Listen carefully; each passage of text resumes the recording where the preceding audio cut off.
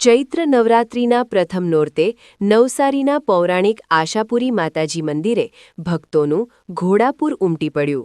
ભક્તોએ શ્રદ્ધાપૂર્વક માતાજીને વંદન કરવા સાથે પોતાની મનીચ્છા વ્યક્ત કરી મા આશાપુરીના આશીર્વાદ મેળવ્યા।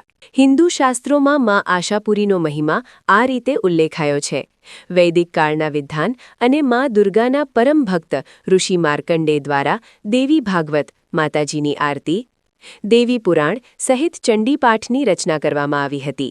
માતાજીએ પ્રથમ પૂજ્ય ગણેશજી પાસેથી ચંડીપાઠ સમજ્યો અને માર્કંડેય ઋષિથી પ્રસન્ન થયા અને તેમણે ગણેશજીની સાથે પોતાની બાજુમાં પુત્ર સરીખું સ્થાન આપ્યું, જેથી પણ આ મંદિરનું મહાત્મ્ય સૌથી વધુ છે।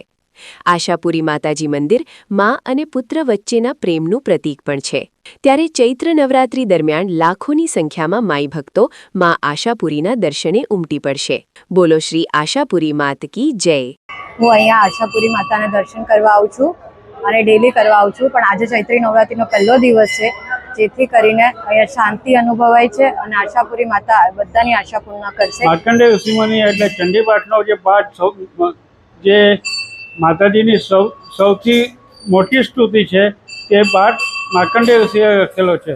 એટલે માર્કંડેય ઋષિએ એમને સંભળાવી એટલે એમને રાજી થઈને એમને બી બાજુમાં બેસાડેલા છે। આશાપુરી મંદિર એટલે પ્રેમ, શ્રદ્ધા અને આસ્થાનું પ્રતીક।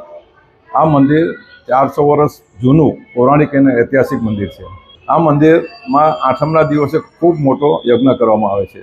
આજુબાજુ દક્ષિણ ગુજરાતમાં સુરત, નવસારી, બિલીમોરા, બારડોલી, વાપીથી બધા માતાજીના હરિભક્તો ખૂબ મોટી સંખ્યામાં આવે છે।